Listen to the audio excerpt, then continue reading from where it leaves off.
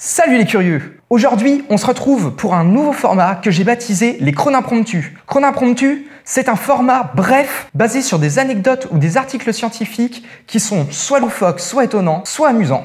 Bien sûr, sans plus attendre, on passe au nouveau sujet. Aujourd'hui, on va parler de lithopédion. Je vous explique tout de suite. Le lithopédion. Ce mot improbable se traduit littéralement par enfant de pierre. Mais par enfant de pierre, ne vous imaginez pas un enfant fait de pierre. Derrière le mot enfant, on entend fœtus.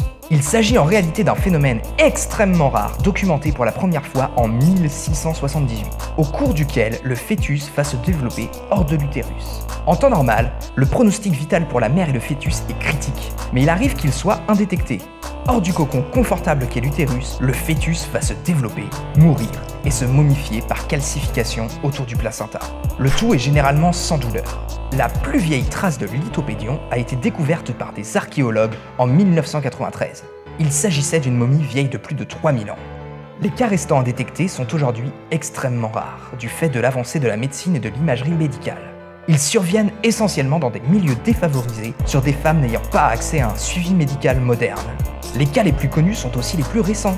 En 1978, une indienne de 24 ans tombe enceinte, mais les médecins lui annoncent que son enfant n'arrivera pas à terme car il n'est pas dans l'utérus. Vivant dans un milieu rural et terrifiée par l'opération, la femme demande des antidouleurs et rentre chez elle. En 2014, des douleurs à l'abdomen la conduisent à nouveau à l'hôpital. Pensant d'abord à une tumeur, les médecins découvrent en fait un cas de lithopédion, vieux de 36 ans. Un record.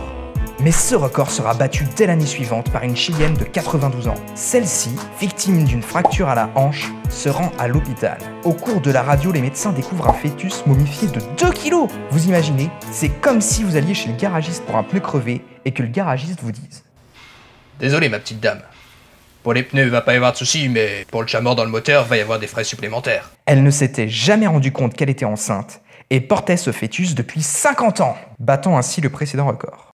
Et voilà, c'était le premier épisode de Chronapromptus. J'espère que ce nouveau format vous a plu. Si c'est le cas ou pas, vous pouvez me laisser votre avis dans les commentaires. D'ici là, je vous dis à la prochaine vidéo. Gardez l'esprit ouvert. Ciao!